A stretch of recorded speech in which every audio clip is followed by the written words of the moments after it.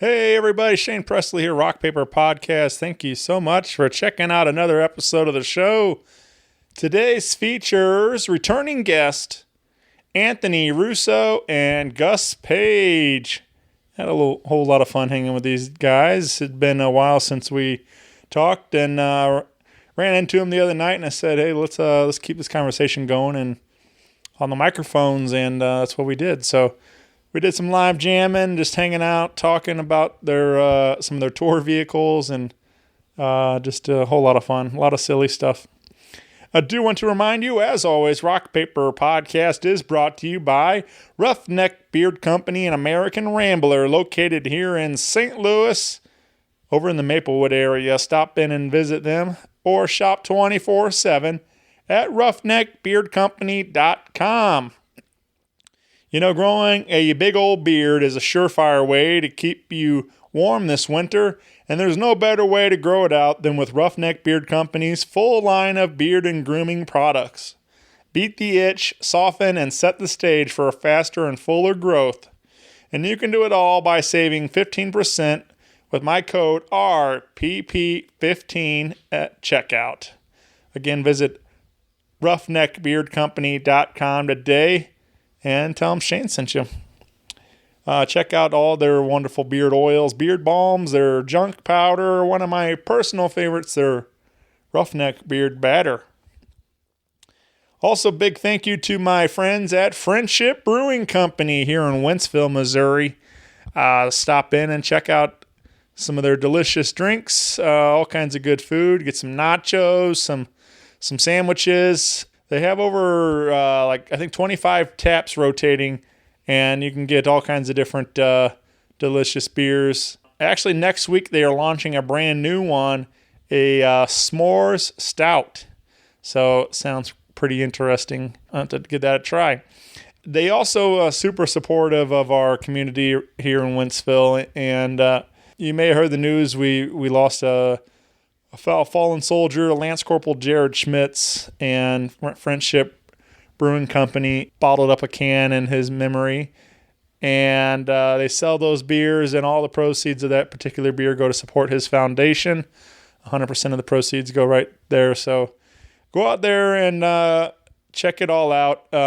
They're just great people doing wonderful things out here in Wentzville area, so check it out at friendshipbrewingcompany.com. Be sure to follow along with them on Facebook and Instagram and get plugged in. All kinds of live music going on out there too. So always a good time at Friendship Brewing Company. If you need me, of course, you can always find me at rockpaperpodcast.com. Hit me up on the socials. Feel free to email me at rockpaperpodcast@gmail.com. And with all that out of the way, sit back, relax, and enjoy this brand new episode with Anthony Russo and Gus Page. A podcast is kind of like it's like a radio show that's not on the radio. It's on the internet. Does that make sense? Uh-huh. Yeah. That's also like my mom. It makes it sound more confusing, doesn't it? It sounds like this. What's up, everybody? This is Russo. And I'm Gus. And you're listening to Rock Paper Podcast. Rock Paper Podcast. Scissors beat paper, paper covers rock. Rock beats scissors, Shane covers non-stop. Never know what new kind of guest that he's got coming at you. Live and direct on the spot. Could be rock, folk, country, or hip-hop, jazz. All kind of folks that he has. Could be an artist or a comedian to make you laugh on the Rock Paper Podcast. double-decker fudge round, rolling round town. Shane coming at you live and direct from ground zero. He's your hero, he's your bestie. Rock Paper Podcast with Shane Presley.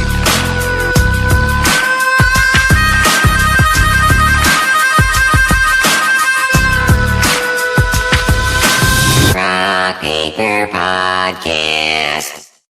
Booty. Hey everybody, Shane Presley here, Rock Paper Podcast, coming to you from St. Louis, Missouri. Actually in St.Charles, Missouri today, hanging out with Anthony Russo and Gus Page. Welcome to the show, guys. What's going on, dude? This is I'm glad to be here. This is fun. Already having a great time today. We've been goofing off all morning and recording some tunes and having a good time. But this whole conversation kind of started the other night. We all ended up at the same spot and had a lot of fun hanging out. And I was like, we should just keep this party going and on some microphones. And we're here today, man. So thank you guys for doing this. Absolutely. Thank you for doing it, man. For sure. I think we crashed Russo's gig at in Newtown, right? Yeah, I didn't crash the gig. I just came rolling in afterwards like a slacker. But yeah, you came in just in time to help carry some stuff to the van. Wrote me right into it, man. Yeah, man. It was nice to see you guys out there, man. Thursday night.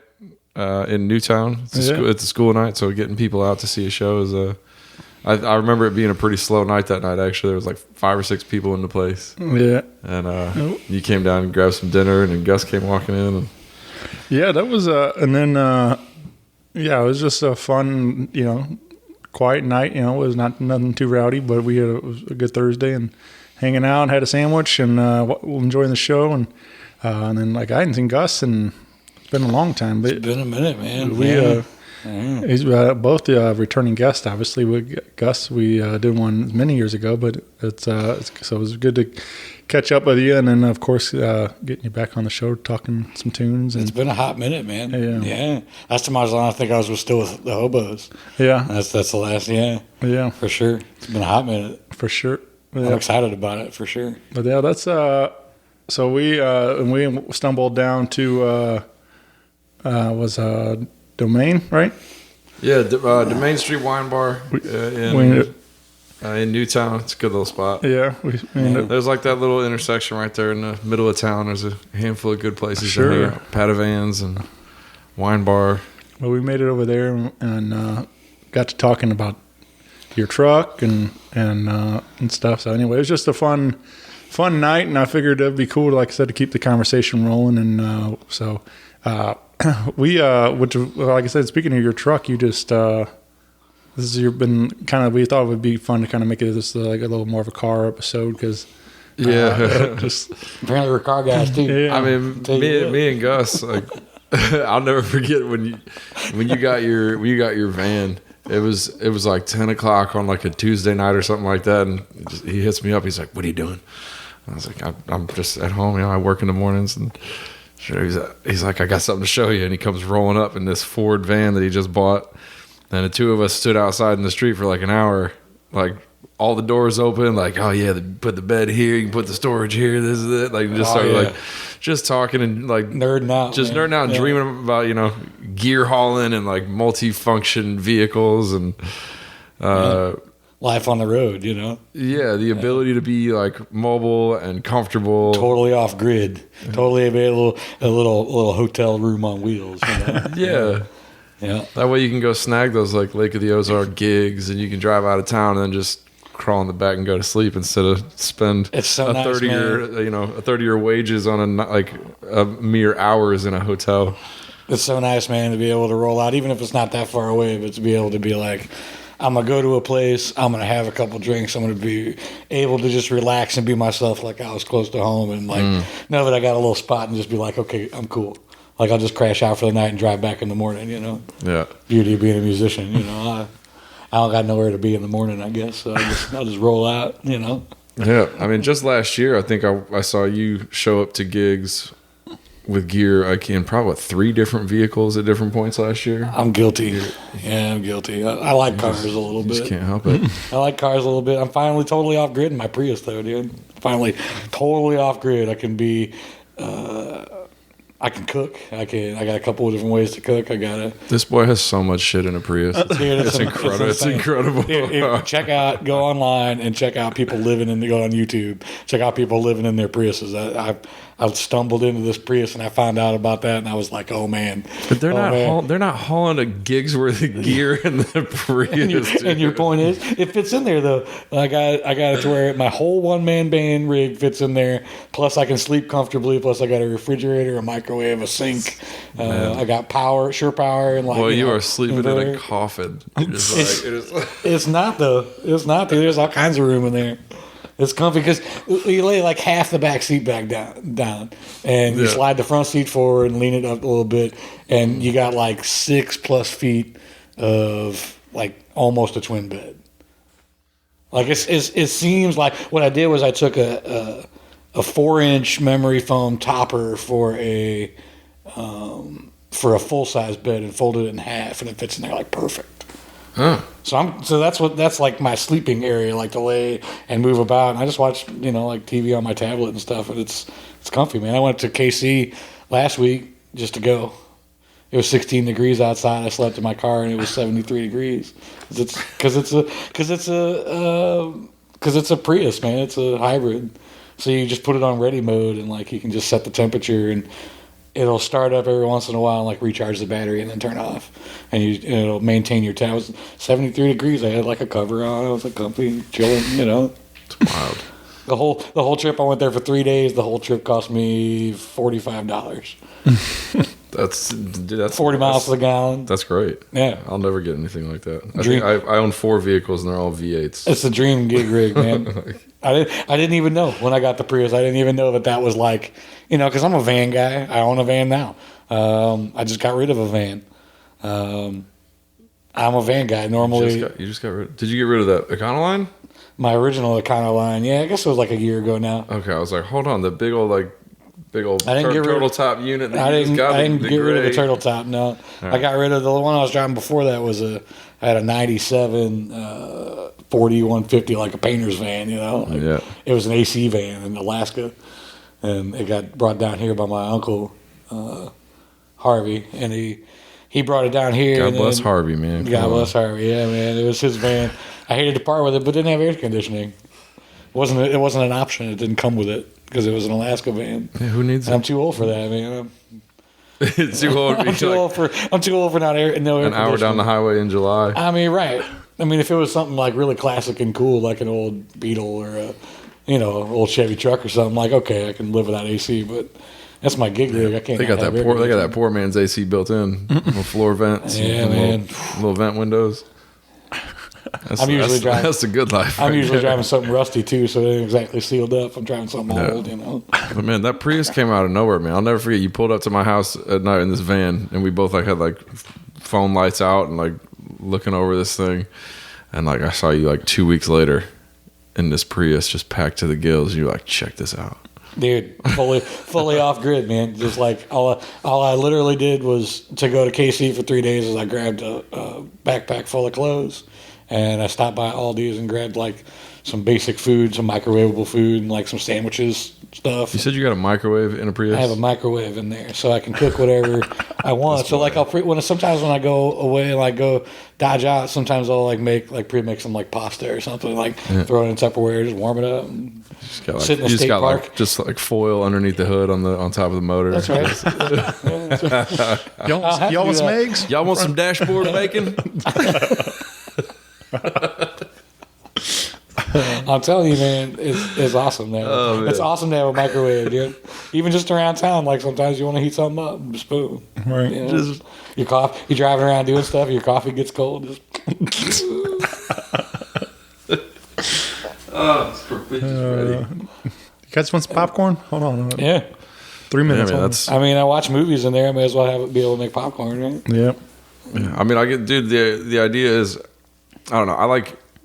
I do like to go see musicians' shows, and then I also like to try and figure out which vehicle is theirs in the parking lot, when I pull in. Yeah. Sometimes it's obvious. What are you riding in? Not. Yeah. Sometimes it's not. I went and saw Jeremiah Johnson the other night. Yeah. There's a couple of vans in the parking lot. And boom. Those are the vans, right? That was easy. I used to own one of these, and I see them. Actually, I've seen them a couple of times. That Chevy HHR. I mean, it's not a bad gig rig. There's a lot of room in them. A lot of people are like, sure. "Is that PT Cruiser?" I'm like, "No, No, so much. No, it's not. And how dare you? This is based off of '50s Chevy Suburban. Thank you so much. Yeah, thank you. Yeah. Thank you, sir. Those old bourbons are cool, man. They're not practical in any way, shape, or form, but they're cool as can be. Man. No, you're not getting a KC for $45. You're getting a KC for I think it'd be awesome to take one of those. $450. I think it'd be awesome to take one of those and put like a V6 and like fuel injected, like upgrade it to newer technology. Let's LS swap that thing. Right. Well, but then you're going, you're getting away from the economical factor if you start LS in it. In comparison to a carbureted motor, it's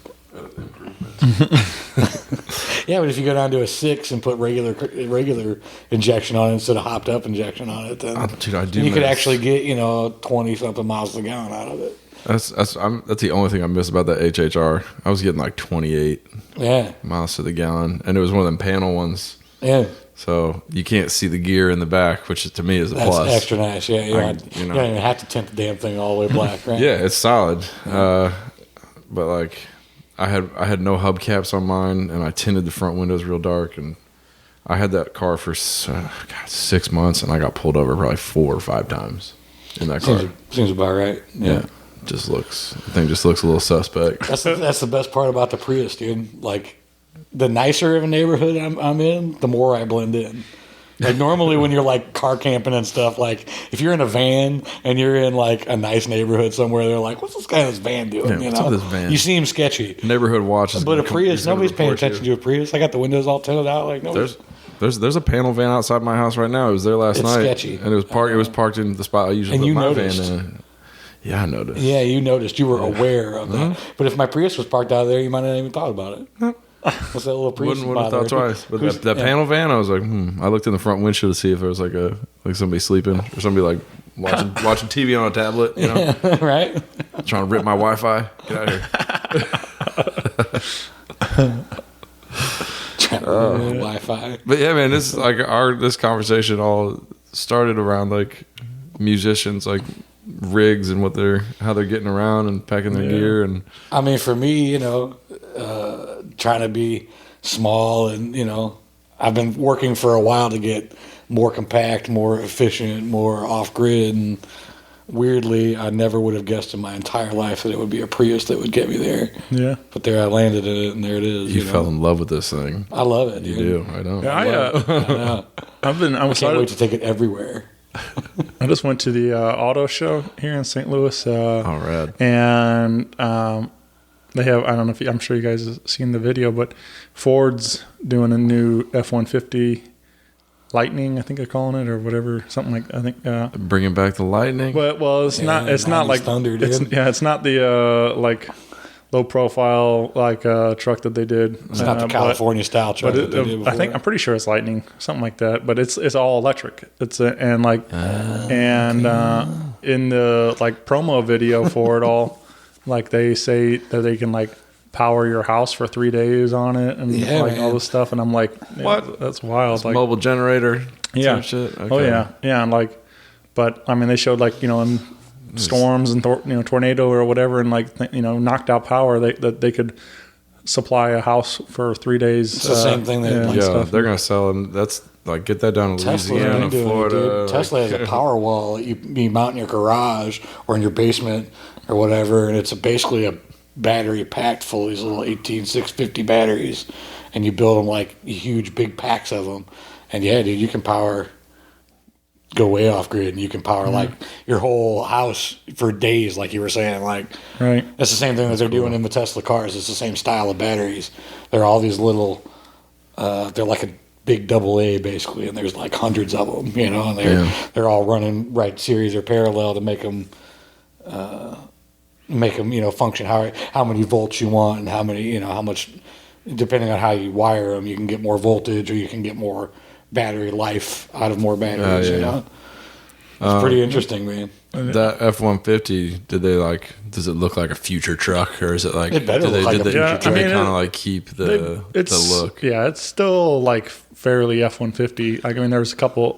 I'll show you guys, but like it. The only thing is like there's like you open the hood and there's like there's nothing really there now. Just a big electric motor and a battery. Yeah. Uh-huh. So it's and then that but they got all the little gadgets and things like and it can like, it's got cool like plugs for on the tailgate there and stuff, like they can run your job site and stuff like that, and like I mean I don't know. It's pretty fancy, but just thinking like, it's got this same technology like the Prius, but now it's in a F-150 body and stuff. Like it's cool to see like these, the technology being applied to other vehicles too, like that and stuff. I mean, even just the Prius getting 40 miles to the gallon. Like if I could get a van, even a small van that had that same kind of range or even close to it because it was hybrid like that, I would buy it in a heartbeat, dude. I mean, that's where the technology is going, and that's for building show rigs. It's a rolling generator. It's designed, everything about it is designed to create power. Yeah. Which is why I can do all that, run all this stuff. I have a 12-volt refrigerator in there that just runs all the time. I have a microwave and stuff in there that is ready to go, Yeah, here's a pretty good picture from...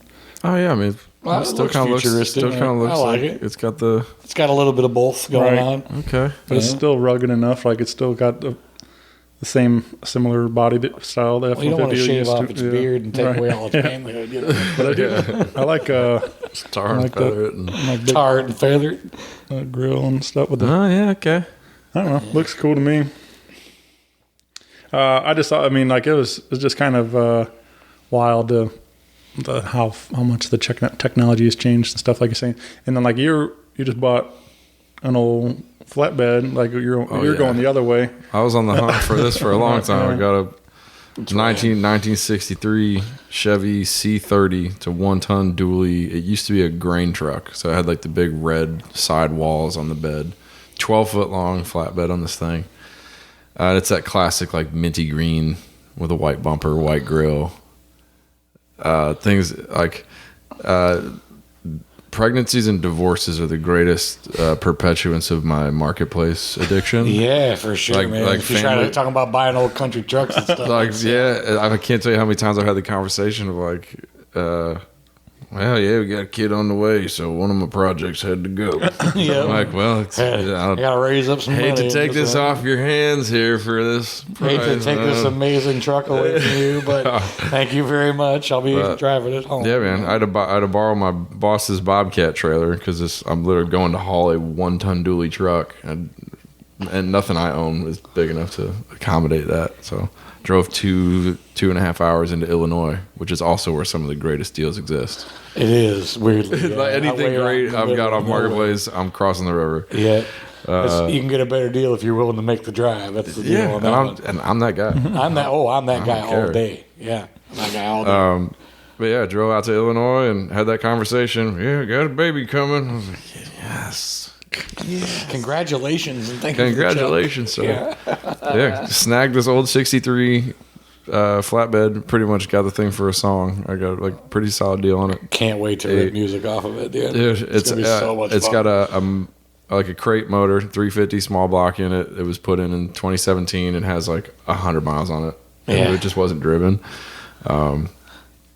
Yeah, it's really close. It's roadworthy now. It won't pass the safety inspection yet, but runs, drives, and stops. We're replacing all the wood, the wood on the bed, and repainting the flatbed like metal perimeter. Threw some RV steps on it so like we can walk up and down instead of climbing. It's just gonna be a mobile stage, man. It's gonna be like that private event, block party, parking lot party, any sort of like outdoor festival event instead of like, if you've got your main stage, whatever, if you want to add a side stage, like this truck will function as a mobile stage. I'm not going to like cover it with lighting truss and all that crazy shit. I don't know. There's so much small lighting out these days. I think like because it's that old classic farm truck thing, like I'm going to like the whole like white woman's Instagram factor. Like I'm going to book weddings in the Midwest for the rest of my life with this thing. Probably. But yeah, it's like old turquoise farm truck, and I got a horse trailer bar that I'm going to pull behind it. So yeah, so let's party Midwest. Like anything within 2 hours of St. Louis. Let's get it. Right. White woman's Instagram. That Bo Burnham nailed it. That Bo Burnham thing is hysterical. Yeah. Have you seen this? No. A white woman's Instagram? No. Is this heaven or is it just a white woman's Instagram or something? That's the name of the song. Yeah.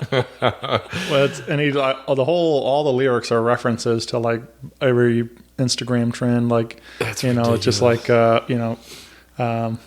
latte foam art or something like that, or whatever. Yeah, like and he's tiny pumpkins, tiny pumpkins, like, yeah, like warm socks, and like, and he just like he sings about it, and the video for it is him in like a long sweater and high He's like socks doing all with, the like a latte, like on like a, But yeah, if you're gonna do it, you got to own it and do the whole thing for sure. he's a musical comic, so like it's. God, it really is. It's brilliant. That whole special, like, I mean, he just I watched it like probably twice, I think, on Netflix at home, and then they did a screening at the theater, and I went to see that there with a crowd, and I laughed even harder because, like, I don't know, it hits different with a crowd, obviously, you know, like, and then people like were singing along, and like it was just like a fun event, like to be included in the group like that, like so nothing like that, like collective human energy. Yeah, especially when like such a kind of a, I mean, Bo's a big star, but like it's also kind of like an kind of a niche thing, like to find something, a particular brand of comedy that you all agree on, and like it's like, so it was a lot of fun to be a part of that, and but yeah, great. If you haven't watched the special, go watch it, because it's also like, I don't know. I mean, I've been a fan for a long time, but like it's so real too. Like he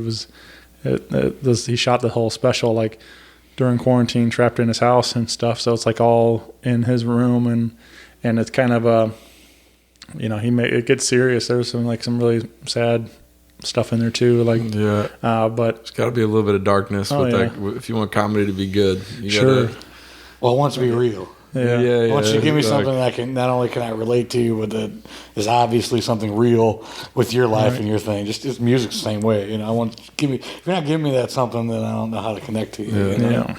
But yeah, man, one of the best though, for sure. That I just rewatched it, the special before that, where he's doing the country song. Have you ever heard that one? I don't remember. Have, but I don't remember exactly what he called it. The name of it, but it's just poking fun at how generic and like formulaic a lot of country music is today, and like and how like it's like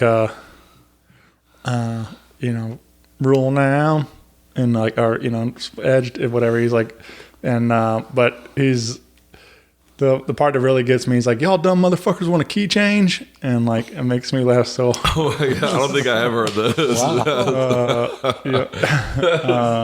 Wow. Every good classic country song just yeah. With the key, that just made me laugh. Calling out the key change, like motherfuckers want a key change. Yeah, that's great. But that's that sounds like something I would say. Yeah, so at Crawdaddy's on Sundays. I might have to steal that one. Add that to your sermon. Y'all dumb motherfuckers want a key change. Yeah. Jesus. I thought it'd be fun one time to kind of off the same thing with this country song, where he like just pokes fun at like the common phrases that are in like all these pop country songs. Is to have like a hat, and it'll be like the country song hat, and it goes around the room. Everybody pulls out a lyric, and like whatever they pull out, like that's, and I'll just like write a song on the spot. Yeah. It's just like a live, like a gimmick for a show. That's awesome. Just you try and create something live, but like just like you pull out a thing, it's just like red Solo cup, like tailgate, like flip flops, like Jesus. Yeah. Yeah, I don't know. I'll send you a link for that shit, but it's some good stuff. I was thinking, you're talking about your Sunday sermons over there, your services, Crawdaddies, and I always think about too. I went to see Anderson East. He did a run with JJ Gray and Mofro, and I saw him, and it was like a Thursday night in Kansas City at Knuckleheads. I drove up, and or maybe it was a Friday, Saturday, whatever it was. But I saw him the night before in Kansas City, and then I also caught him here in St. Louis. But I dipped out before JJ because I ran across the street to see one of my favorites, Will Hogue. So I got to see Anderson set twice, and his guitarist comes up to the mic, and he does like a whole thing. I kind of doing like a preacher or whatever, and he's like, "Dearly beloved, we are gathered here," but it's the Prince lyrics and stuff, and it's like, this makes me laugh so hard that he like how he delivers it, and like he leans into the sermon. Right, it's like, just like just dearly beloved, so it's so good though. But I was just like, that'd be funny to do something like that at since you're billing it up as the Sunday service and stuff. I thought about maybe doing like some sort of like, not like an actual religious or a holy song, but like who's the guy? He does a song called "She Left Me for Jesus." God, I forget his name. Good old left me for Jesus. Good old hillbilly song. It's funny. Walker Hayes? No. Anyway, She left me for Jesus. I would never do it. Like, what if God was one of us? You would do it if somebody put enough money in the tip jar. If somebody walks to up with that us, 50. Don't lie to us like you're not a hooer for the tip jar. Just a stranger on a bus. I'm going to request it next Sunday. Dude. Get out of here. Just trying to make his way home. No, I thought about like some kind of. That's one of the last more set was God. That's what that's around, dude. Yeah. God was one of us. Oh man, there's some other ones I could throw in there. Are you just a Jesus don't want me for a sunbeam? Like, I could throw in some shit like that. But we try not to get too preachy down there. Yeah, you get preachy anyway. It's just not about the Lord. It has nothing to do with that. You get preachy with everything else about songs and beer and whiskey and everything else. There's a regular down there, a buddy of mine, his name's Luke. He's helping me actually with this truck build. He just shouts out like the most ridiculous requests in the moments of silence between songs. Just be like, he does a pretty good job of filling them sometimes. Because I'd be like, he's never going to do that one, and then there he is. What if God was one of And this boy was like, Chumbawamba, and I was like, God damn it. And I was like, that one song just like repeats over and over again. And he's like, yeah, that one. I was like, you're an asshole. The only one. But yeah, like the only one. Yeah. But I played it, and as I'm singing it, it's like, he takes a whiskey drink, he takes a vodka drink, he takes a lager drink, he takes a cider drink. And I was talking shit, and I was like, if anybody buys me all four of those, I'll do them right now. And you can't say it on the mic like that. I was talking all that shit. And some dude was like, walk straight over to the bar. I'm going to go buy before I know drinks. it, there's a whiskey shot, a vodka shot, a small glass of cider, and a small glass of lager. Did you sing some songs that remind you of the good times? And remind you of and the then I was times? pissing the night away. That song is so ridiculous. And I pulled it up on a tablet. I don't have this thing memorized. It's not something I sit in my house Yes, you do. and like You really know it all. carve out to express my artistry. Yes, you did. He was here practicing it all day. It was a whole shtick. My neighbor's just like he hit had through the wall. guy come in and ask him something. Pissing the night away. Like, what the fuck is Russo on? Did your neighbor talk to you through the wall like in Office Space? Yeah. I don't tell them about it either. Hey man, turn on channel 9. Titties, Channel 9. Hey man, don't you kind of look like Breast that? exam. Whoa. Oh man, I'm just talking out of my ass. Ain't Yeah, that's duplex life, man. It's not built with acoustics in mind. I gotta get my ass up at 6 a.m. doing drywall down there in New McDonald's. That new McDonald's. Yeah. Just watch out for your cornhole. Did he win anything for like supporting actor on that one? I don't know. He should What a have. gem! You should have. What a gem! Yeah. Oh god. Yeah, man. That's Oh, he's cool. classic. Man. Yeah. No, yeah. But that speaking of like weird '90s songs, I've been thinking about it a lot, like because I listen to a lot of '90s on 9, but that next Too Close comes on there a lot. Oh, boom, boom, boom, boom, boom. Oh, I'm back in cahoots in like 1996. But like that whole song is about maybe 98, 97. the whole song is about getting boners and like Yeah, you know. girl, you're dancing real close, Yeah. real close. Yeah. You're making it hard for me, a little too close. I feel a little bump coming through on Yeah, you. feel a little poke coming through or bump coming through, like through on you. On you. Oh man, I forgot about that. It's a song about dry humping. We were driving the other morning. It was like 9 a.m. or whatever, and I'm like, man, I didn't expect to be this horny this morning. I am really turned on by this song right now. Somebody's playing that fuck track real early. Right, yeah. Shit's over here like, yeah. Coming through. Damn. I just like. There's like You're dancing real close. it just made me laugh so hard to think that's a huge hit song, and the whole multi-platinum or something probably. Right, and it's all just about boners. I'm like, it's a giant innuendo the entire tune. Not even innuendo because it's just blatant. There's no innuendo. There's no subtlety. No, but you're not insinuating anything. You're being very direct. So I don't know. Just kind of clicked with me the other day. I'm like, just makes me laugh how many people were probably singing that song and don't even realize what they're singing. They probably just, it's catchy. It's just like burned into the brain. They're like, oh yeah, I just know this. Is this the backward skate or the couple skate? Oh man, I could never do the backward skate. Can you do the backward skate? Oh, you probably can with your tap dancing ass. You got all the moves. I was terrible. I wasn't born with it, but I was trained in coordination. Yeah. Trained. I was molded. Did you all see that video I posted the other day with that guy skating? I don't know. It made me laugh. I'll show another video. I'll have to show you. Disco skate party. Yeah, but he's like, I don't know. Just is this guy like he's like wearing like a whole like pearl snap and cowboy hat, and he's like skating backwards and he's like just getting into it. He's like popping his hips back and forth, and but it just made me laugh so hard. Like, but somebody like synced it up with like Kid Rock. So it looks like he's dancing to Kid Rock, and I was like, it just made me laugh even harder. That like, so I don't know what what the original song was, but like you could tell it was edited to put Kid Rock in there. So I can't imagine trying to booty pop on getting the booty pop on going backwards on skate street. I would die. One of my favorite overdubs is like it's like some like Master P music video, big crowd in the streets. And then this like little white girl right in the foreground, like doing a handstand and like twerking, and the dude's like singing right between her legs, and they overdubbed Boot Scootin' Boogie. Oh yeah,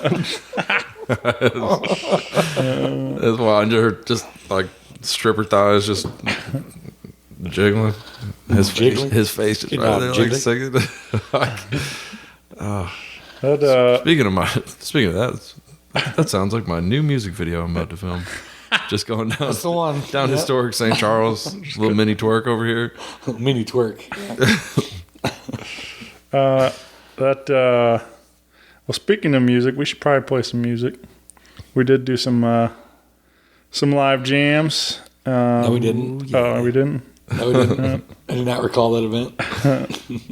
I'm trying to find that video. Don't play that one. Where the hell it is? No, wait, not that one. Oh, here it is. Yeah.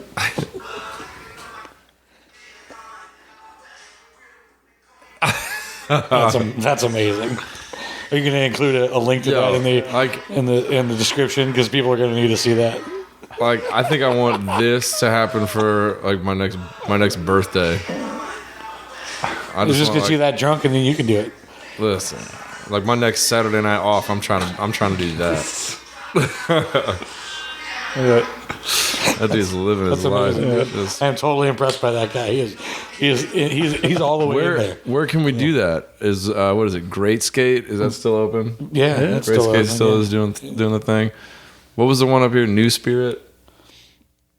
It was right next to AutoZone before Lindenwood started buying everything. It was New Spirit. It had the awful wood floors. Because then when you went around my turn, it was like... Oh, yeah. And then you roll up on smooth again when you get to the turn. Oh, yeah, I remember that. There's it wasn't helping my cause. I already wasn't good at it. Like... I can't remember the name, but there's like kind of an independent... Somebody bought this skate rink, and then they were like hosting concerts there and stuff. Like, so... let's play a skating rink. That'd be awesome. Yeah. I played a bowling alley, but I never played a skating rink. It was like I had my friends the Manis Brothers and Brother Lee and the Leather Jackals. Like they played like a loud rock and roll show, and everybody out there skating and stuff. And awesome. Yeah, so let's get right on that. Let's do that. yeah. I feel like I want to shoot a music video in a skating rink. Let's do it. Like on skates. Yeah. Yeah. Yeah. Should I have to learn how to play guitar and skate at the same time? Yeah. Okay, I'll start working on You it. can dodge a wrench. I'll You can dodge a wrench. I'll You start can going dodge a ball. I'll start going every Friday. I'll rent out privately the skating rink so I can. What? Friends listen to Endless Love in the Dark. Well, let's. I mentioned some tunes. Let's play. We did do a cover. Let's start with the first one we did. We did a. This is a Tyler Childers cover. Charleston Girl. Yeah, and this man. was you two playing together. So this was fun to. 2, 3.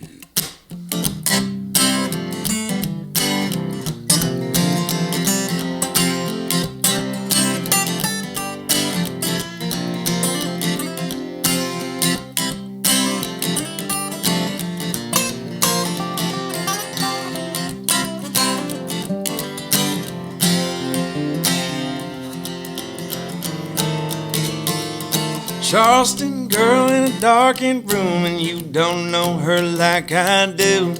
Took the fire escape to her room, got stone raging blind. Left my money in the trusting hands of them old steel brothers in a thrash grass band. One day I'm gonna drive up there, give them half my mind.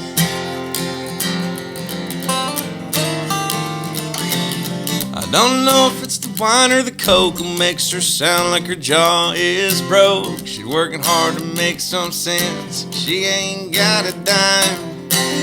I wish to God I could help her out, I wish I knew what she was talking about. Wish to God, yeah, she ain't worth the time.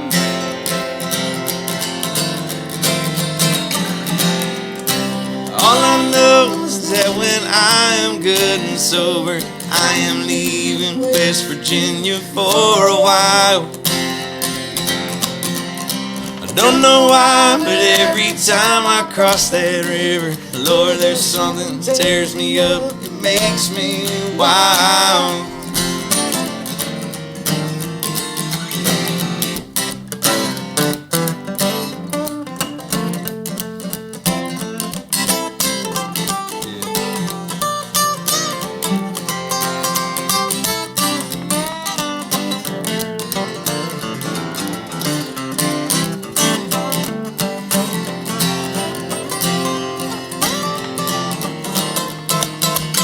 Charleston girl with raven hair and bloodshot eyes and skin so fair. I believe if I could find my keys, I'd try and drive away. Never planned to leave so soon, I didn't know he was sweet on you. Go ahead and take her, man, she ain't worth the dime.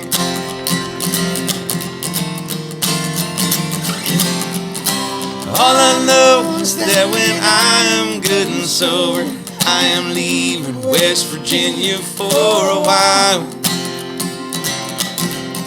I don't know why, but every time I cross that river, Lord, there's something that tears me up, it makes me wild. And give it to him.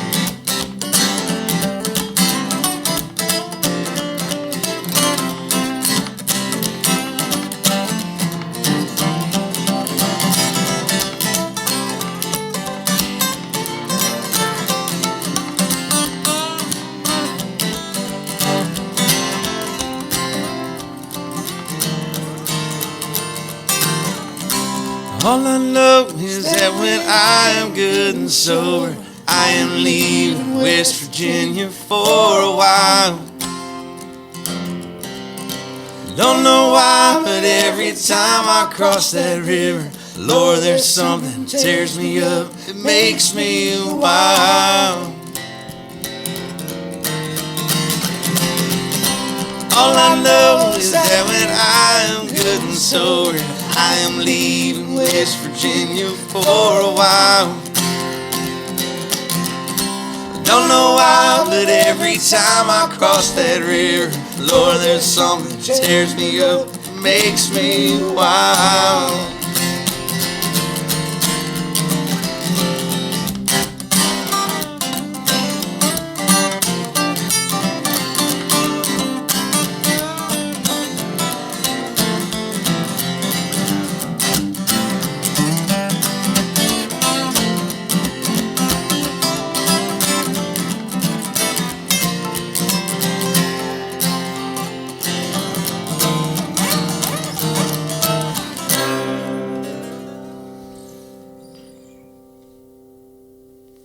I know you guys occasionally do, share the stage, do some gigs together and stuff. We like to party. Yeah. Yeah. But I don't think I've actually seen it in person, so this was a lot of fun. You're messing up in your life. It's I think, there was it was when a lot of things were shut down, a lot of bars were kind of hurting, and me and Gus both were playing up at a place in St. Peter's called 311 Winehouse. And, we're friends with the people that run the joint. If you work up there for enough times, you get to know everybody. And awesome place. Fantastic little place, man. Backyard is amazing in the spring and summer, but it was the winter months, so they were hurting even more. And there were only like 3 guys that were going through playing. You, me, and Ryan Thomas. Yeah. Yeah. And Blankenship. Yeah. Only a few artists that were coming through playing on a regular basis, because even a lot of musicians were not playing anywhere. Yeah. And we just were bullshitting. I threw down all winter. It was fun, man. Why don't we just let's just start playing together, and it'll draw a couple more people in. It'll help the business out. We were just happy to, honestly, at that time we were so happy just to have the damn gig. That's true, man. Yeah, and we just started jamming. We got a similar enough set lists, and yeah. I mean, it's easy, especially in a place like that. Like that's the kind of place. Like 311's a place that you're like comfy and cozy, and like you're in there. And when it's wintertime and it's cold outside, like everybody's kind of on the same little, you get used to playing in the same place, and like everybody's in the same little wavelength. And your friends are there, and your regulars that come in and stuff are there, and it's just so fun to just like throw down with a friend like you or Ryan or It feels, it's real natural to just like, let's pick and grin, let's pass back and forth leads, and let's sit up here and be goofy and do shit we would do at home. Yeah, keep it fun, keep it fresh. Yeah, for sure, man. For sure. That obviously I didn't get to see you guys doing that, but like when I stopped in and saw you play with Russo and Justin up there when Justin was in town. Yeah, you guys were getting. Kind of doing a little bit of that, and was this outside, like in the backyard? No, it was an inside show, and then it's a great room, man. The warmth of the wood and like the sound in that room is really good. Low ceilings, it's cool. You let Justin, take lead, and I think it was I got a nice video of a moon dance, and you were tapping on it, and oh yeah, and that was a lot of fun to get into that and. That duo with me and Justin birthed a concept for a show that we ended up calling Moondance. Right. Out in Baltimore. We it was on a whim. He was like, I'm going to do Moondance if you want to tap. And I was like, yeah, sure. Some local guy filmed it, and it went viral. 30-something thousand views on the thing. Nice. Just flew. We were like, oh, shit. And then we just decided to put together a show. Again, it was like right around the time Gus and I were jamming together when gigs were slim. And we found a place we could put a dinner show on and charge people like $60, and they get 3 courses and limited capacity, whatever. 50 people get to come in and do that, and they get a nice 2-hour private show. Yeah. I'd love. I'd love to do more of that. Like start organizing some of those kind of events like that, because I don't know. I love the big shows, big theater, pageant, whatever, Fox and all these things, but or even the amphitheater and stuff, but something really special happens in a room like that with about 50 to 75 people or something like that, and real intimate, and where you can just and then you can get to meet the people and stuff. The too. room's energy, Right. it really is a whole thing. Mm-hmm. Everybody in the room is part of it in a small thing like that, and there's something real to that for sure. I was kind of telling you guys, looking to build a home, and having a little more space to do something. I've been a part of them as a fan, But these house concerts is a kind of a similar thing. Get 20, 30 people in your living room and kind of do a little private acoustic show kind of thing or whatever, songwriter thing, and a little potluck dinner kind of deal. And it's just a super cool event, and I like to be a part of something like that. And so, yeah, I don't know. So as more as I get, a little older and everything else, like I like kind of like dialing into like something a little more exclusive like that. And so I think it would be a lot of fun to do more shows like that. Yeah, where you kind of like can curate the artist and the audience. That's going to be a good fit. Right, the whole vibe, put together a whole vibe, a whole evening, a whole thing.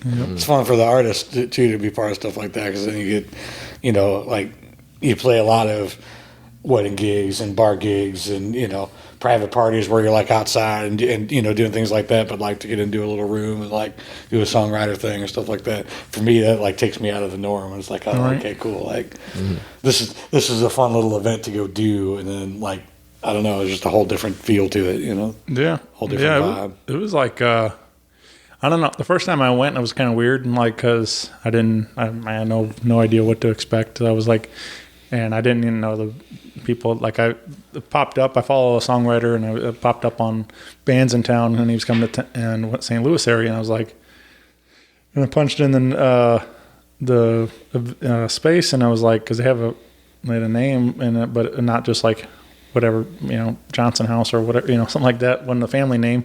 So I punched it in and I found out it was, that's what they do is house concerts. And I was like, oh, that's cool. So I called them or emailed or whatever. And I was like, hey, is this open to public? And they're like, yeah, absolutely. Come on over. And I'm like, all right. Like, cool. So it was like really kind of a strange thing. Just go to some, I don't know the songwriter guy, stranger's house. I show up and they're like, just bring a dish and $20 or whatever, whatever the cover the, give them artists some money. And I'm like, all right, that's what a cool concept. And then like so obviously you're all there for a similar cause and everything, to support the music. So I got to talking to people, and that's what I do, and talking and get to meet them, and we all had good food and good tunes, and so it was a fun night, man. So I think it would be a lot of fun to continue that, and like I said, hosting my own shows maybe in the future, having artists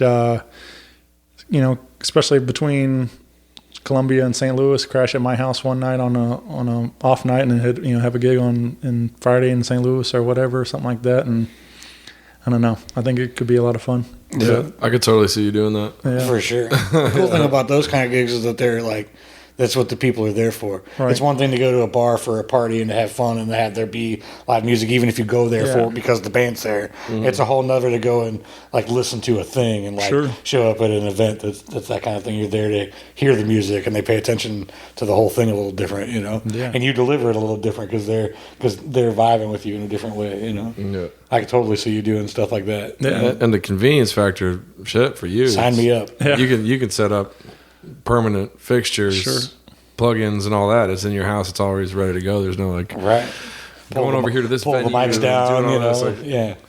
Well, that's always put that home setup in. That was always kind of been the joke for a long time with, this would be a step in the right direction, but like I've always been talking about wanting to have my own venue and doing my own thing. And that was like kind of the joke was like quit paying to go to shows and start bringing the shows to me. So like, what more than in my own living room to, or something like that too. Yeah. But yeah, no, I think I don't know. I just, I definitely just want to get more people involved in like actually giving a shit about live music and stuff and songs and stuff, not just, going to hear the same covers every weekend at a bar and all stuff. You do so much for that kind of stuff, man. All the time. You're constantly promoting all the local artists and the local music. I mean, even outside, like I haven't been on the show in forever, and how many times have I been on your What's Happening in St. Louis tonight list, It's awesome, man. Yeah. Yeah. I'll try to support it. Only seems like the next logical step is for you to start hosting events and stuff like that for sure, man. I think, I don't know. Hopefully we'll make it happen here soon. But yeah, speaking of some of the originals, I do want to highlight some of what you guys played, some of your originals today, and let's start with what Gus has Old 19. Old 19 is OL apostrophe 19. Old 19. Oh. It's a song that I just kind of wrote. I don't know. It just kind of happened one day. You know, most of the songs that I like are usually that way. Like I was just feeling a little country ditty, and that's what came out. It's a song about moonshining and running from the cops and stealing corn from a cornfield. You spend all your money on a moonshine still, and you know. All right. It's called Old 19.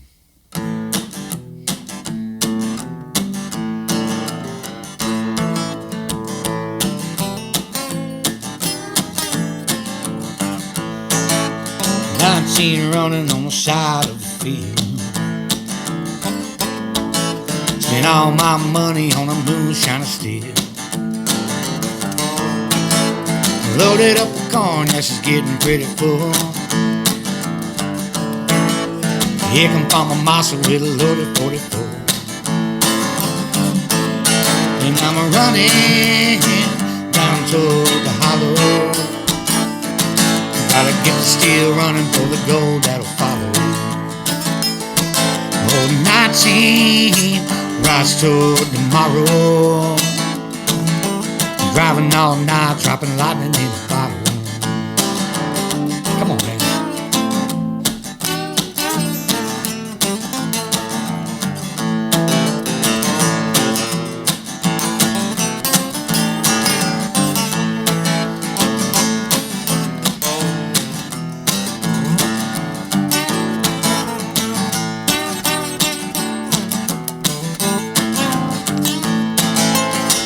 19 running two wheels around the bend. The farmer catches up, he's gonna fill me full of lead. Prohibition boys about to push me to the edge. The lawman figuring on a price for my head. And I'm running down toward the hollow. Gotta get the steel running for the gold that'll follow. Oh, 19, rise toward tomorrow. Riding all night, dropping lightning in a bottle.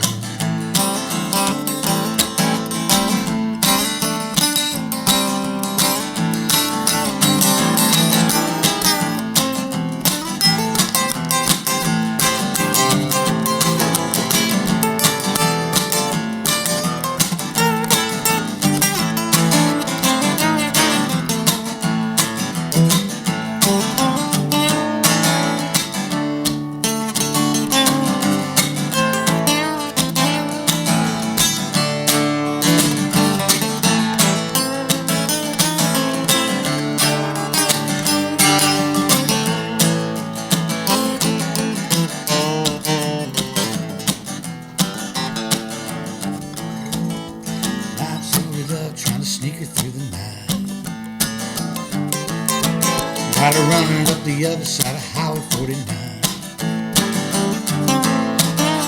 19 running faster than the longest 29. Ruben Meir can't catch her cause she's running on shine. Come on, let her run.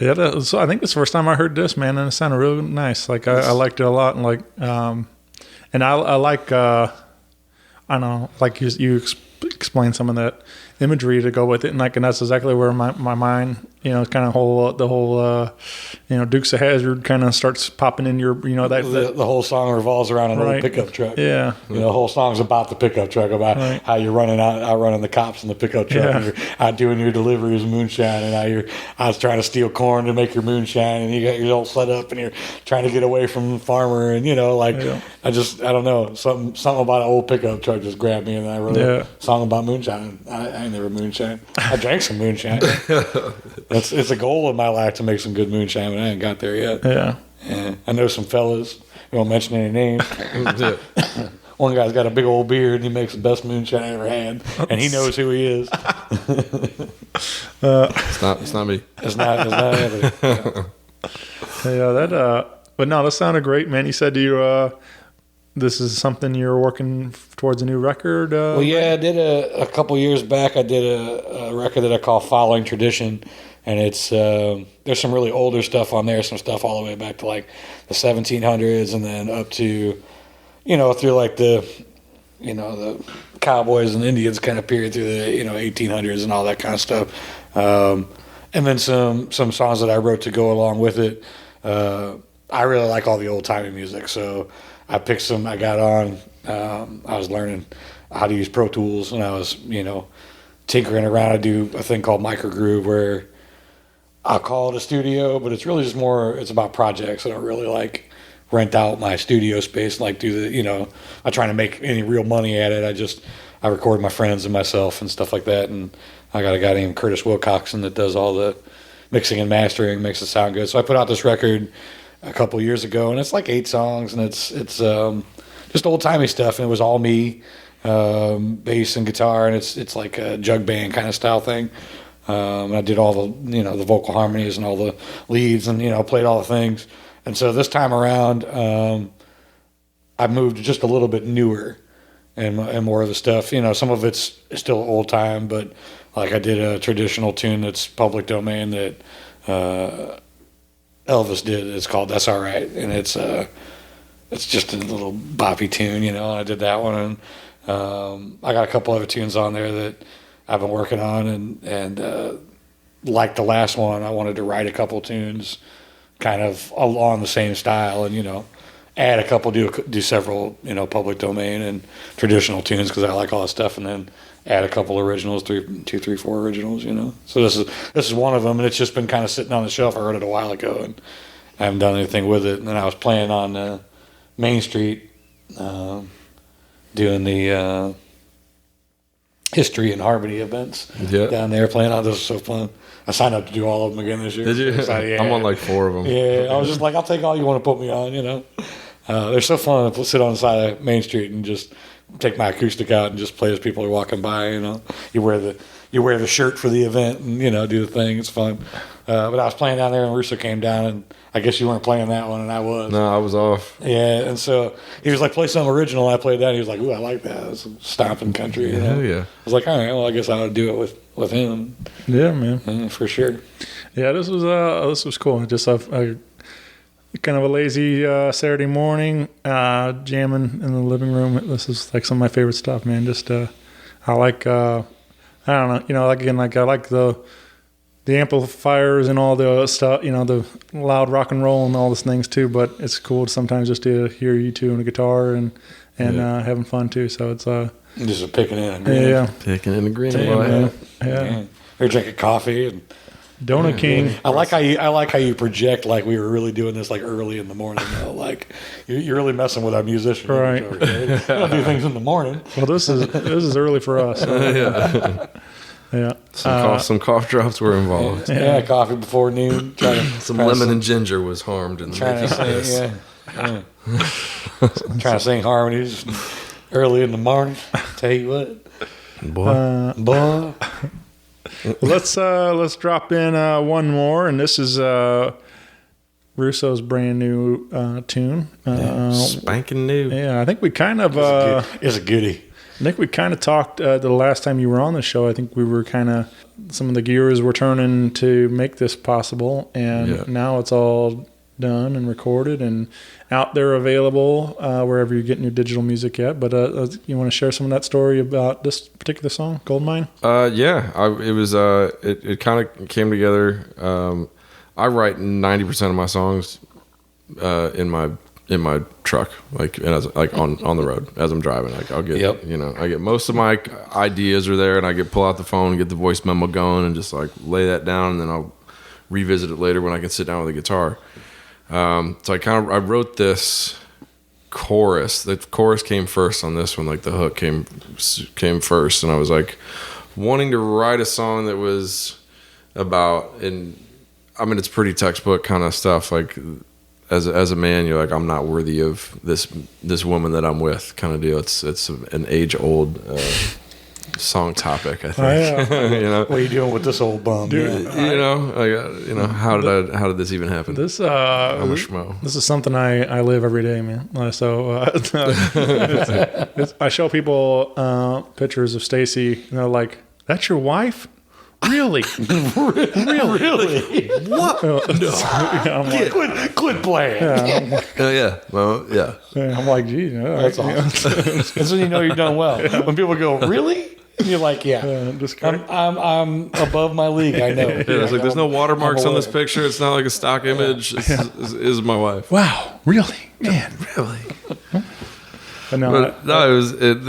It's just about that. And I think a lot of people can relate to it, and I do try and have a goal of a little slice of relatability in everything that I write, and that's important. Not try and make it too specific and self-indulgent or about this very specific something that I encountered, but something that we kind of all experience.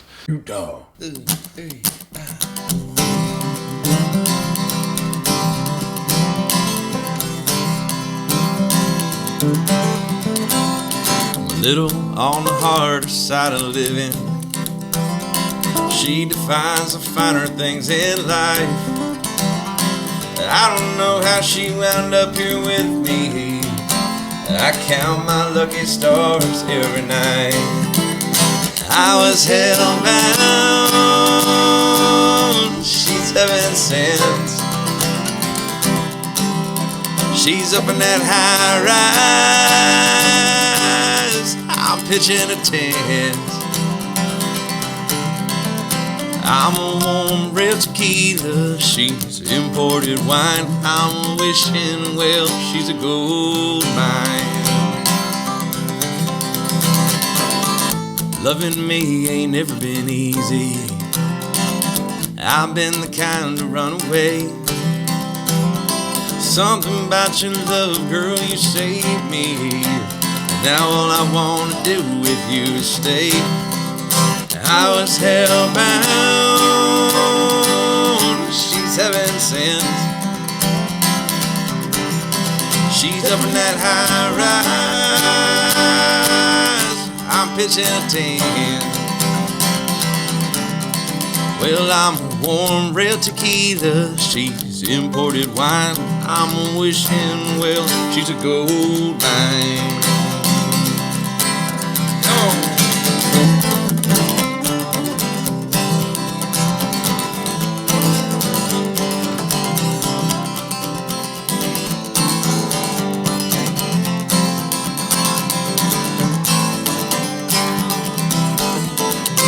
I was hellbound. She's heaven sent. She's up in that high rise. I'm pitching a tent. I'm a warm red tequila. She's imported wine. I'm a wishing well. She's a gold mine. I'm a wishing well. I'm a wishing well. I'm a wishing well. She's a gold mine.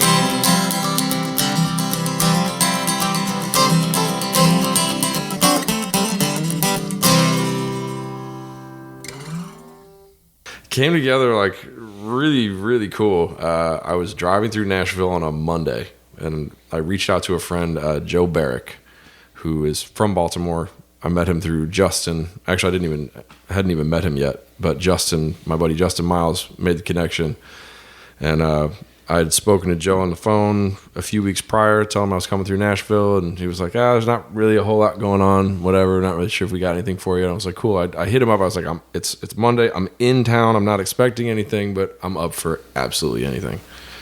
And he was like, cool, I'll let you know if anything happens. And just kind of went about my day in Nashville, went to a guitar shop, went and had some lunch, and just kind of hung out in town. It was with my girlfriend, and we just doing some cute shit around Nashville. And sure enough, I get a text message, and it was Joe. And immediately as I'm reading the text message, he just called me. He's like, hey, do you want to write a song today? And I was like, yeah, I'm in Nashville. I got a guitar. I'm ready to, like, yes, absolutely. He's like, well, I had a songwriter in a session. Unfortunately, his son got in like a minor car accident, but the guy who was in the session had to leave and go help his son out. I got a songwriter here that's like paid for the session already, and he's got like an hour and a half left. So he's like, how far are you? I'm like, dude, send me the address. I'm where are my fucking shoes? Let's go. Like, like, flew to this. He gave me the address, didn't tell me what it was, but I pull up and it was Colt Ford's studio, Average Joe, in Nashville, and show up. There's the first parking spot reserved for Colt Ford, and I was like, oh, all right. All right, cool. Walk into this place, and it's real. I don't want to say typical like recording studio, but like just giant posters of every artist, like on every wall surface everywhere. I'm like, okay, all this shit's been recorded here. Sat down with this really cool dude. His name's Brian Martin, and I was like, hey, I got this idea. Sang the chorus for him. He was like, all right. He was like, that's definitely the chorus. And he was like, let's build some verses. I hadn't even really put a guitar to it at that point yet. And so we sat there, and in about 45 minutes, we had a song done. He was really cool. Like, just, we were volleying back and forth like so quickly. He'd kind of mumble a line, and I would just like, I kind of know where he was going with it. And I would say something. He's like, yeah. And it was almost like we were having a conversation as we were writing the song. Like, I would sing a line, he'd kind of like, oh yeah, and he'd sing like, what should come next? And I'm like, oh man, what comes next? And it, like, this thing happened in 45 minutes, and it was really cool. And then after I left that studio, after like being in there for an hour, so short lived, so quick, and then hit up my buddy Mark in Hendersonville, like 20 minutes north of Nashville. It's like, can I get some studio time? He's got a basement studio up there. He's like, hell yeah, come through 8 o'clock. And from 8 to 10, we were down there cutting tracks, and I told him to play some lead licks on it, and I did some harmonies, and within one day, the song was written and recorded, and then a couple of days later, it was mastered and submitted to platforms. And I didn't even really know how to play the song. Don't you love that? You write something, and it just comes out, and it all happens, boom, boom, boom, and then you're like, play that new song, and you're like, I didn't really think about that part of it. Well, I don't. Whatever you'll hear on Spotify or whatever, Pandora, iTunes, and all that. Is different from how I play it now, because now that I've like digested the material, I kind of like flipped a couple things around and whatever. But the whole process of it, I'm so game for that, more regularly and more consistently, to be able to sit and collaborate and write songs with people and get content out and get inspired, inspire other people. Just keep chomping forward on that kind of concept.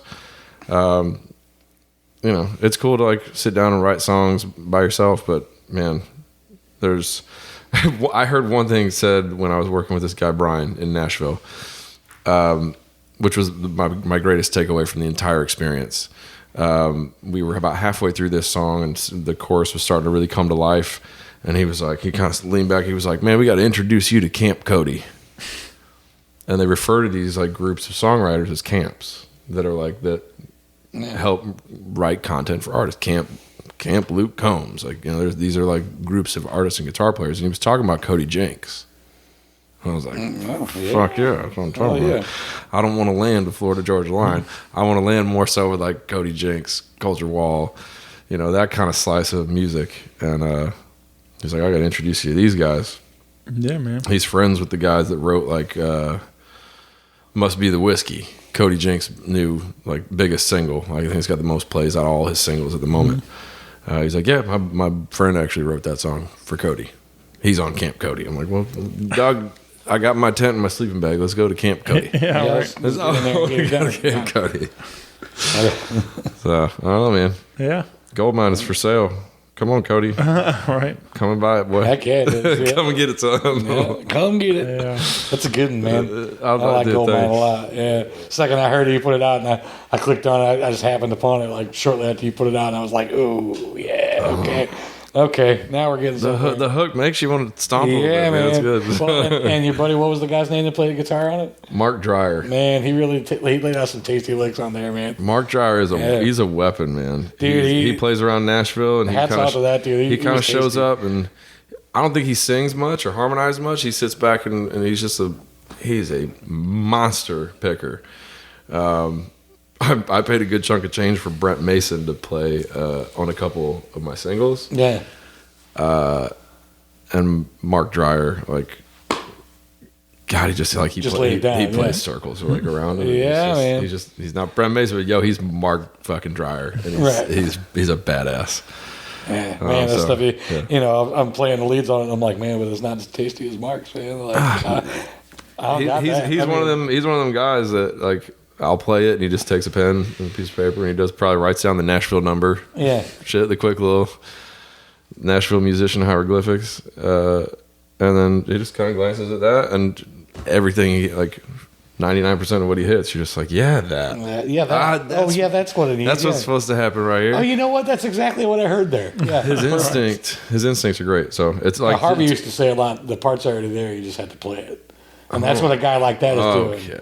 That's what a guy like that is doing. Like, he already knows what he's going for, and the part's already there for him. And he's just, you know, you can almost hear it in his playing on Goldmine. Like, he's just like, oh, yeah, that's what's supposed to be there. You know, like that fits. That's everything you wanted as a studio musician. Like, he just comes in and lays down that tastiness, and it's just like, oh yeah, that's yeah. Every songwriter deserves a Mark Dreyer. Yeah. Like, yeah. That's really, like, that's what I've discovered. I think I had like a lack of confidence playing with other musicians because I didn't believe in my own guitar playing. Like it's not a big lead off for me. It's not the first thing on my resume. It's tap dancing. Guitar was always like my little secret. Like, I play this in my hotel. So I wasn't always trying to engage with other musicians because I didn't think I could hang. I'm like, really, I'm still like, when it comes to leads and being like a lead player, I'm still not there. I don't know, man. You laid some tasty leads down on 19 for sure. Appreciate that, but I'll tell you what. I know the feeling, man. My brother's got a degree in composition. He's gonna watch it and be like, "Yeah, pentatonic." That's cool. Hey, what were you doing there, bud? Yeah, let me judge you heavily for everything you were doing. Yeah. But no, I think it's if I learned anything, like there was a fear to like engage with other musicians because I didn't want to chase the bus down the street. Feel like I don't know how to do it. There's some learning in that, though, man. When you jump in with people that you feel like are better than you, when I started playing with Josh Pitts back in the day, we both had when we were acoustic, like really early on. I was pretty young, and I was real hesitant about playing with other people, and like, you know, just uncomfortable. Not that I didn't want to, I was just uncomfortable jumping in and feeling like I could hang. And Josh and I had very opposite attributes at the time. Like, we had very opposite strong suits. He was playing he was playing heavy metal a lot when he was younger. And like, you know, on the side, his little quiet thing that he was doing on the side, like he would pick and like, you know, play songs and like be an acoustic, you know, guy playing covers and stuff like that. But that really wasn't his strong suit to like sit and play tunes. Mm-hmm. His strong suit was more like metal leads and stuff like that.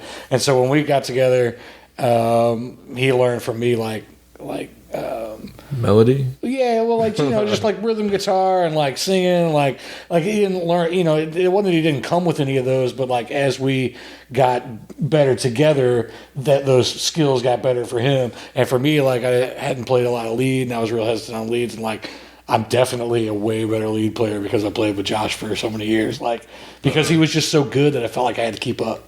Like, I was like, you know, especially in the early days, like, damn, we'd be playing something, he would lay something down, and I'm just like, what am I, you know, I was kind of our whole MO was to pass it back and forth. The chops and like, on a metal he could player. always beat me.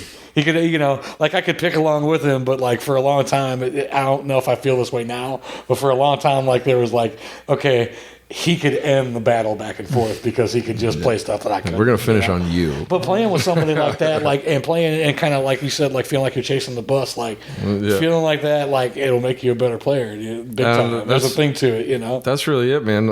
Collaborating with other people has been one of the greatest movers and shapers of what I think ultimately I'm trying to do musically and creatively. It's not meant to be done alone. That's why I kind of changed my branding a little bit to Russo and Company, because I'm like, I get to be I don't want to company. do anything just by myself, because it's always better when it's collaborative and with other people. It's rad to be company, sir. Bro. Yeah, bro. I have so much fun playing with this dude. We have some rad times. I play a lot, like he does. I play a lot solo and stuff like that. And I have fun going out playing the solo gigs, and it's something I'm really passionate about, is being a musician for a living, and that's a huge part of it, and I love it. But there's something about what we did today, just sitting with a friend and just passing back and forth leads, and just doing stuff where you're just yeah, well, what about this? Well, I got this. What do you got?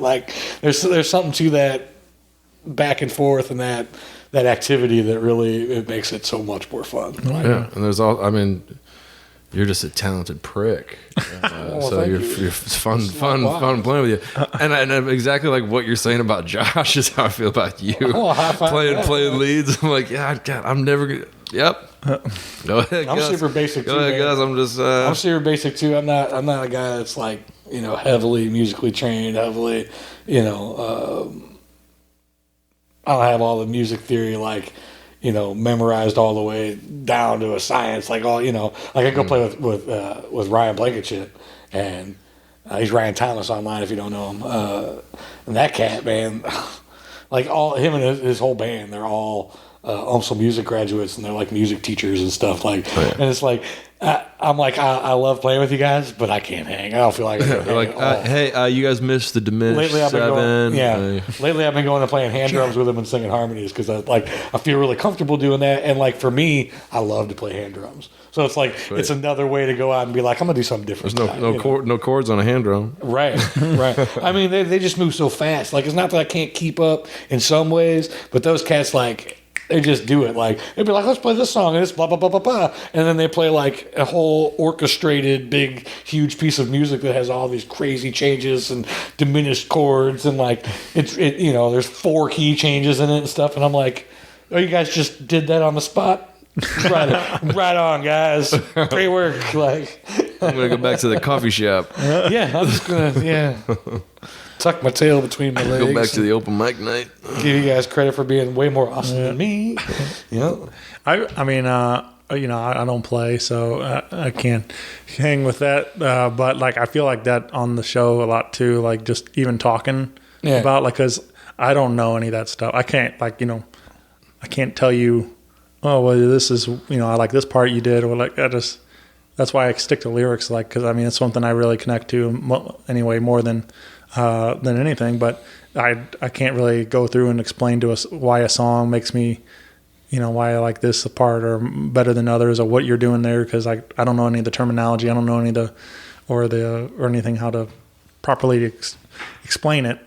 So I can't. I'm out of my league when it comes to that stuff too. The thing about music though, man, is that even on any level, when I was first making music, starting to record albums and stuff like that, I really didn't have that much overall ability. I had some basic knowledge. I could play chords, I could play bar chords, I could strum rhythms, I could play minor bits of lead, and I could sing okay.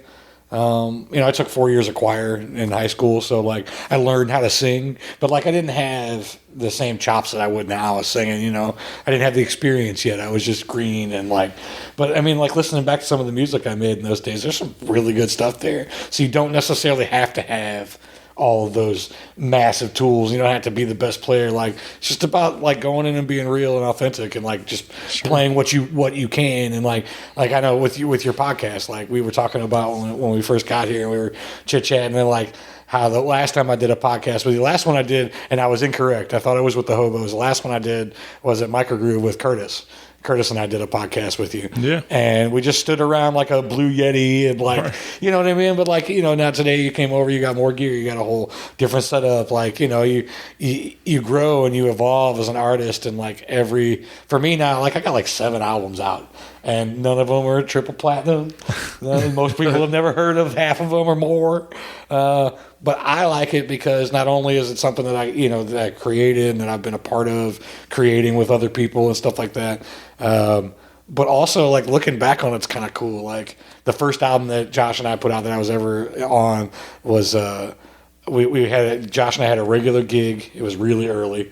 Josh and I had a regular gig at Bada Bean Coffee Shop in Hawks Nest Plaza, and we would play like every I don't know, like Wednesday night or something from like 6 to 8 p.m. or something like that. You know, you get paid like $50 to go and play it as a duet or something, and so I had this old crappy. I mean, I guess it's not crappy, but it's outdated now for sure. But I had this old like multi-channel like recording console thing, and I just plugged this all in with like whatever the hell gear I could put my hands on, and we recorded an album. And like now when I listen back to that, I hear all that, and I'm like, oh, that's wonderful. Like it's so good. And then the like age on the equipment. and then you listen to like the next album. The next album we called All In, and we actually like Harvey was living in Alaska still at the time, and he had flown into town, and we got him to record drums and stuff, and like. We had a bass player at the time, and like we just used like every piece of gear we had. Like none of it was probably top-notch gear in any way, but we just used like every piece of gear we had, and we just layered down. We just spent time and time and time in the studio, and like there's some really cool stuff that we did where Josh went out and like recorded like live bird sounds and like live thunderstorms and stuff in our old band room. We had a offset garage that like you lift up the door and it was like a backyard, and like it backed up to like some woods and stuff, so it was real kind of private. And we had a fire pit, and like we just got into that space and recorded an album. And the next one, that album All In is just a little bit better. Yeah. And then you get up to the when we became Hobos, and like those albums are better. The first one we had like professionally mixed and mastered and like did all that kind of stuff. That becomes better. And then for me, like I kept walking down the road of doing more and more of it myself, and then we got to with Curtis on board and got to Microgroove, and like we put out a couple like live albums and stuff like that. I put out my my solo album, and I just love it, man. Like now looking back on it, it's each one's its own little time period. There was different people involved. There was different gear, different. I was playing a different guitar at that time than I wasn't this time. As my like. Old Bessie guitar, Yeah, different head on the shoulders too. Right, old blue's been around for a while now, though. I saw a video on Facebook the other day that I was tagged in like 10 plus years ago or something, like 10 years ago, and old blue was sitting there looking all brand new. I was like, check you out. I must have just got it. I was like, check it out. Yeah, man. Yeah, I look at the podcast a lot like that too. Like just, we started at the beginning and had no idea what we were doing, just bought a mic and hit record and having fun. And so to like look back at the catalog, 950 something episodes later, 7.5 years, it's definitely a lot of growth in there. And so it's you're cool. Ever growing, man. Right. That's the thing. It's like an artist, like especially like when people talk about. I get a lot of people that and I'm sure you do too. I get a lot of people that ask me about playing guitar. They want to tell me about that they're trying to play guitar, and they want to ask like advice or something like that. I'm like, how do I get as good as you, kind of a thing. And it's like, well, I'm walking proof that if you just put your mind to it, you can do it. Like I'm not classically trained. I was raising young kids and stuff and like trying to be a musician for a living. So like I was really flying by the seat of my pants, and like I did it though. Like, I set out for a goal. Like that's what I wanted to be, was a musician for a living. And like, there was a lot of people in my life that were like, you got kids and stuff, you can't be a musician. And I was like, watch me, I can do whatever the hell I want. Bet. I'm angry like that. You can't tell me not to do something, because that's exactly what I'm going to want to do. Right. Yeah. So, like I'm walking proof that if you do it, you can keep doing it, you can keep getting better. And like, I get a lot of people that compliment me on like my lead playing or like my, vocal ability, things like that. And it's like, that stuff didn't come overnight though. There is one person that sounds like you, Doug. Like I love it. You have such a unique and great sound. Thank you, man. Like that's just what people say when you're not around too. Like, that's cool. That's good. That's good. Yeah, that's good. People man. are like, man, that dude's voice the thing is incredible. Like I've heard it 100 times because we play a lot of the same places. I get a lot of compliments on my voice, and I don't know, man. I just do me. Like I don't know if that makes sense or not, but like I just.